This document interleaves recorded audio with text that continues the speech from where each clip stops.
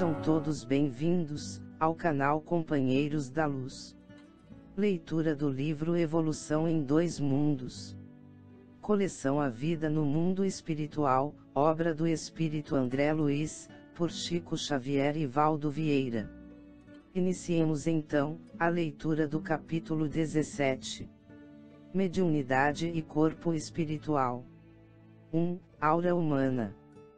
Considerando-se toda célula em ação por unidade viva, qual motor microscópico, em conexão com a usina mental, é claramente compreensível que todas as agregações celulares emitam radiações e que essas radiações se articulem, através de sinergias funcionais, a se constituírem de recursos que podemos nomear por tecidos de força, em torno dos corpos que as exteriorizam. Todos os seres vivos, por isso, dos mais rudimentares aos mais complexos, se revestem de um halo energético que lhes corresponde à natureza. No homem, contudo, semelhante projeção surge profundamente enriquecida e modificada pelos fatores do pensamento contínuo que, em se ajustando às emanações do campo celular, lhe modelam, em derredor da personalidade, o conhecido corpo vital ou duplo etéreo de algumas escolas espiritualistas, duplicata mais ou menos radiante da criatura. Nas reentrâncias e ligações sutis dessa túnica eletromagnética de que o homem se entraja, circula o pensamento, colorindo-a com as vibrações e imagens de que se constitui, aí exibindo, em primeira mão, as solicitações e os quadros que improvisa, antes de irradiá-los no rumo dos objetos e das metas que demanda. Aí temos, nessa conjugação de forças físico-químicas e mentais, a aura humana, peculiar a cada indivíduo, interpenetrando-o, ao mesmo tempo que parece emergir dele, à maneira de campo ovoide, não obstante a feição irregular em que se configura, valendo por espelho sensível em que todos os estados da alma se estampam com sinais característicos e em que todas as ideias se evidenciam, plasmando telas vivas, quando perduram em vigor e semelhança como no cinematógrafo comum.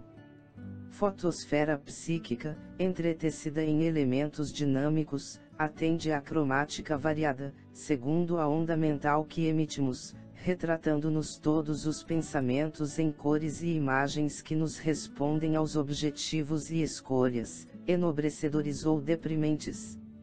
2. Mediunidade inicial. A aura é, portanto, a nossa plataforma onipresente em toda comunicação com as rotas alheias, anticâmara do espírito, em todas as nossas atividades de intercâmbio com a vida que nos rodeia, através da qual somos vistos e examinados pelas inteligências superiores, sentidos e reconhecidos pelos nossos afins, e temidos e hostilizados ou amados e auxiliados pelos irmãos que caminham em posição inferior à nossa. Isso porque exteriorizamos, de maneira invariável, o reflexo de nós mesmos, nos contatos de pensamento a pensamento, sem necessidade das palavras para as simpatias ou repulsões fundamentais.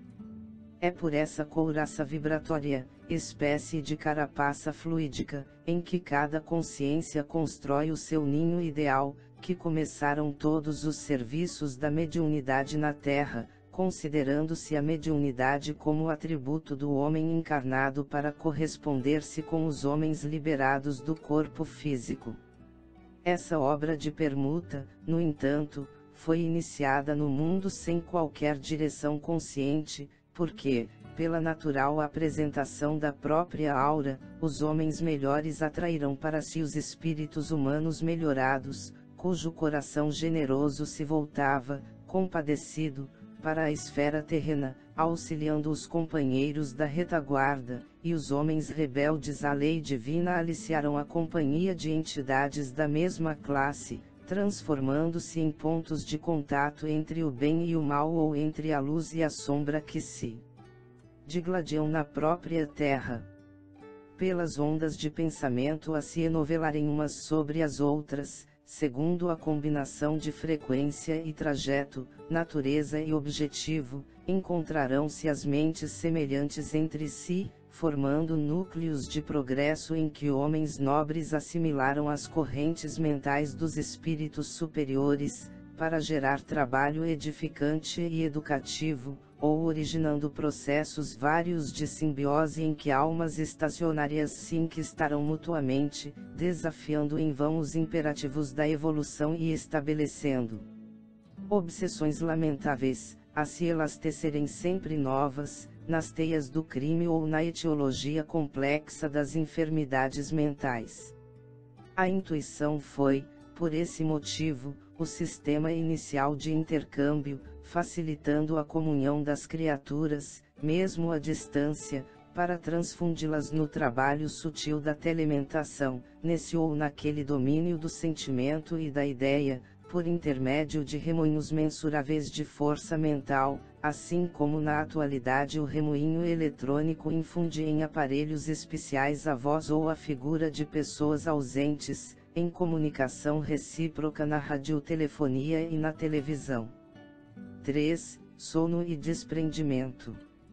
Releva, contudo, assinalar que, em se iniciando a criatura na produção do pensamento contínuo, o sono adquiriu para ela uma importância que a consciência em processo evolutivo, até aí, não conhecera. Usado instintivamente pelo elemento espiritual, como recurso reparador, no refazimento das células em serviço, semelhante estado fisiológico carreou novas possibilidades de realização para quantos se consagrassem ao trabalho mais amplo de desejar e mentalizar. Ansiando livrar-se da fadiga física, após determinada cota de tempo no esforço da vigília diária, e por isso mesmo, entregue ao relaxamento muscular, o homem operante e indagador adormecia com a ideia fixada a serviços de sua predileção. Amadurecido para pensar e lançando de si a substância de seus propósitos mais íntimos, ensaiou, pouco a pouco, tal como aprendera, vagarosamente, o desprendimento definitivo nas operações da morte, o desprendimento parcial do corpo sutil, durante o sono, desenfaixando-o do veículo de matéria mais densa, embora sustentando-o, ligado a ele, por laços fluídico-magnéticos, a se dilatarem levemente dos plexos e, com mais segurança, da fossa romboide. Encetado o processo de sonolência, com as reações motoras empobrecidas e impondo mecanicamente a si mesma o descanso temporário, no auxílio às células fatigadas de tensão, isto desde as eras remotas em que o pensamento se lhe articulou com fluência e continuidade, permanece a mente, através do corpo espiritual, na maioria das vezes, justaposta ao veículo físico, à maneira de um cavaleiro que repousa ao pé do animal de que necessita para a travessia de grande região em complicada viagem, dando-lhe ensejo à recuperação e pastagem, enquanto ele se recolhe ao próprio íntimo, ensimesmando-se para refletir ou imaginar, de conformidade com seus problemas e inquietações, necessidades e desejos. 4. Aspectos do desprendimento. Dessa forma, aliviando o controle sobre as células que a servem no corpo carnal, a mente se volta no sono, para o refúgio de si mesma, plasmando na onda constante de suas próprias ideias, as imagens com que se compraz nos sonhos agradáveis, em que saca da memória a essência de seus próprios desejos, retemperando-se na antecipada contemplação dos painéis ou situações que almeja concretizar. Para isso, mobiliza os recursos do núcleo da visão superior, no diencéfalo, de vez que, aí, as qualidades essencialmente óticas do centro coronário lhe acalenta no silêncio do desnervamento transitório, todos os pensamentos que lhe emergem do seio.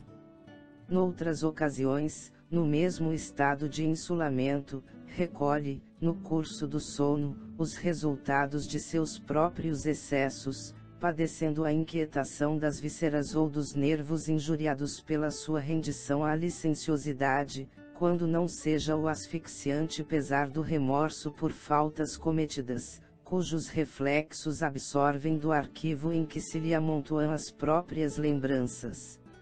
Numa e noutra condição, todavia, é a mente suscetível à influenciação dos desencarnados que, evoluídos ou não, lhe visitam o ser, atraídos pelos quadros que se lhe filtram da aura, ofertando-lhe auxílio eficiente quando se mostre inclinada à ascensão de ordem moral, ou sugando-lhe as energias e assoprando-lhe sugestões infelizes quando, pela própria ociosidade ou intenção maligna, adere ao consórcio psíquico de espécie aviltante, que lhe favorece a estagnação na preguiça ou a envolve nas obsessões viciosas pelas quais se entrega a temíveis contratos com as forças sombrias.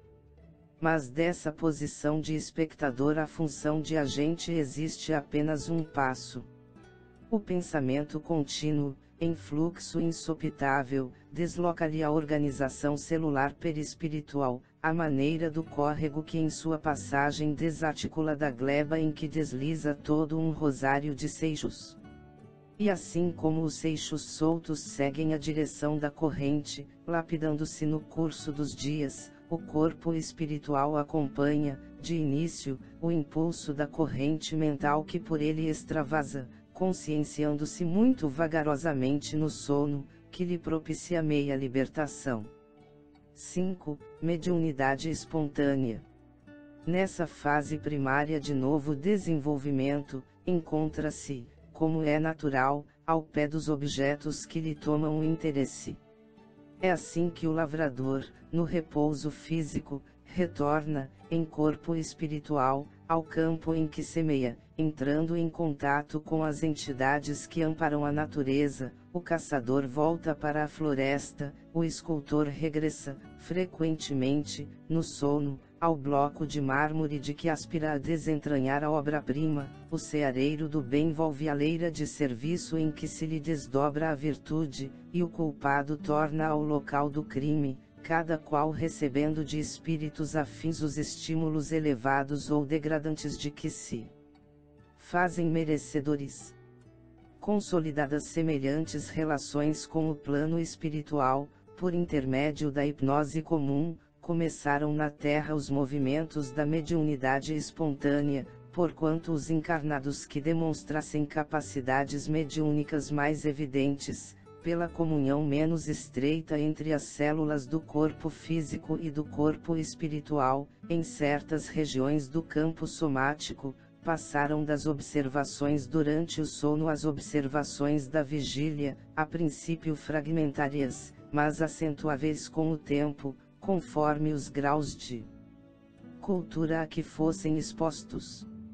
Quanto menos densos os elos de ligação entre os implementos físicos e espirituais, nos órgãos da visão, mais amplas as possibilidades na clarividência, prevalecendo as mesmas normas para a clareaudiência e para modalidades outras, no intercâmbio entre as duas esferas, inclusive as peculiaridades da materialização, pelas quais os recursos periféricos do citoplasma, a se condensarem no ectoplasma da definição científica vulgar, se exteriorizam do corpo carnal do médium, na conjugação com as forças circulantes do ambiente, para a efêmera constituição de formas diversas.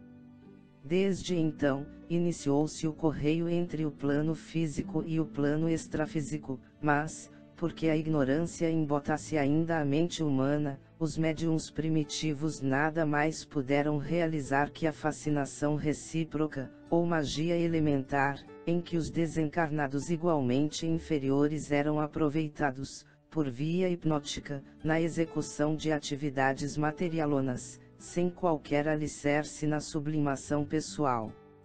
6. Formação da mitologia. Apareceu então a Goécia ou magia negra, a qual as inteligências superiores opuseram à religião por magia divina, encetando-se a formação da mitologia em todos os setores da vida tribal.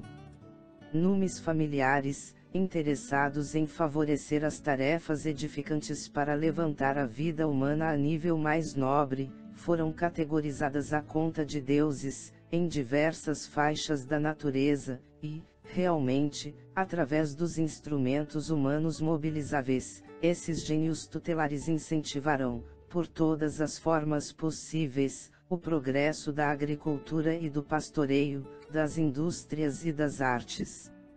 A luta entre os espíritos retardados na sombra e os aspirantes da luz encontrou seguro apoio nas almas encarnadas que lhes eram irmãs. Desde essas eras recuadas, empenharam-se o bem e o mal em tremendo conflito que ainda está muito longe de terminar, com bases na mediunidade consciente ou inconsciente, técnica ou empírica. 7. Função da doutrina espírita.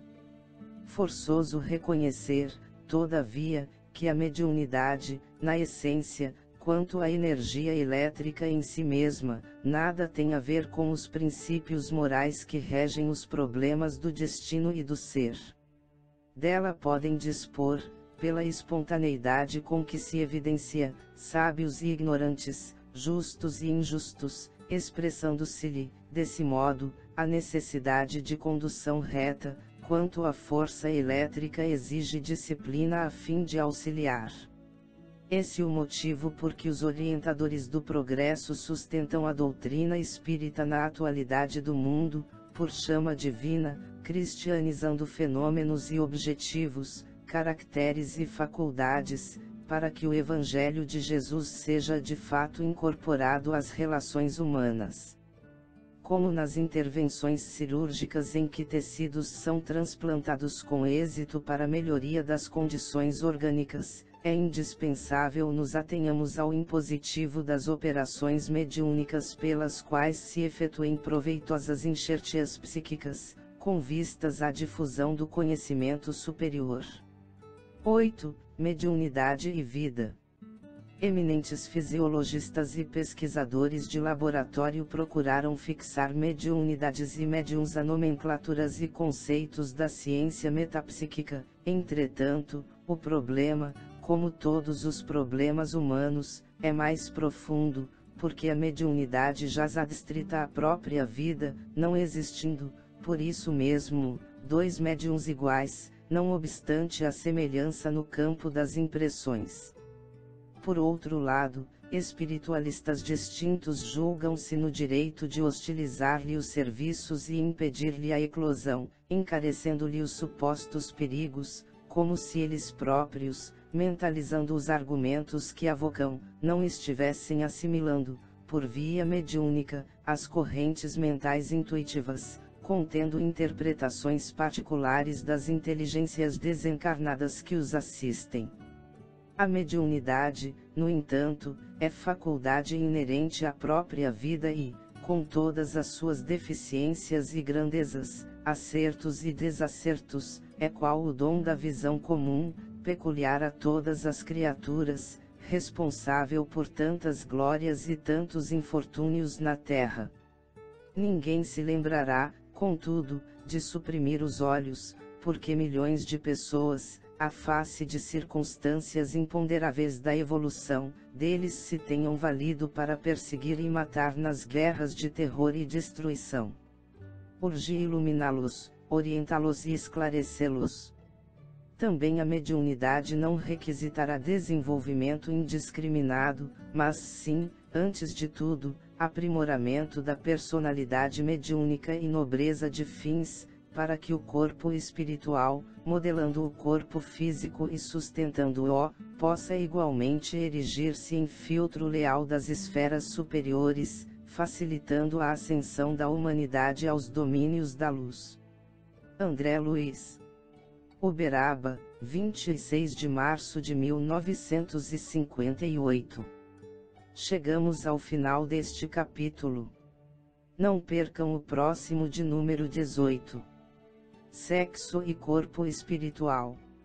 Muito obrigado, boa reflexão, que Jesus abençoe a todos.